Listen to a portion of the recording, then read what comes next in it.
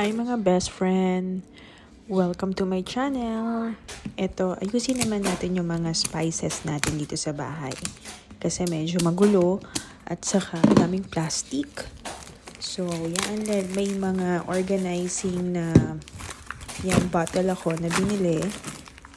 Yan. Spices. Marami akong binili. Tapos huhugasan natin, syempre para malinis. And then, ita-dry natin gamit ang tissue. Kitchen towel para hindi siya kagad mapunit. So, ang una natin ilalagay is yung oregano. So, meron ako ditong DIY na susulatan ko na lang siya para alam ko, ililabel ko kung anong klaseng spices meron dun sa bottle na yon. So, yan. Ilalagay ko na from plastic to bottle. Tapos yung sobra, itatago ko.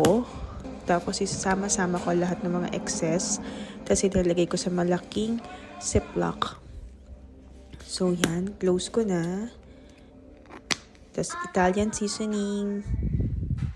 Tapos yan. Tapos ko na lahat. Yan. Star anise, nutmeg, black pepper yung whole. So nasa malalaking bottle sila. So yan, sama-sama lahat ng mga binili ko. So dito yung mga onion. Yan. Tapos sa ziplock, ilalagay ko dyan yung mga sobra na hindi nakasya doon sa bottle. So may basket ako. Doon ko ilalagay lahat ng mga seasoning ko. So yan, sama-sama sila lahat dito sa storage ko. Para maayos at madaling makita. Kung may kulang, alam na natin kagad kung anong bibilhin natin sa grocery. Hindi halo-halo. Thank you for watching. Please like and subscribe my channel. Bye!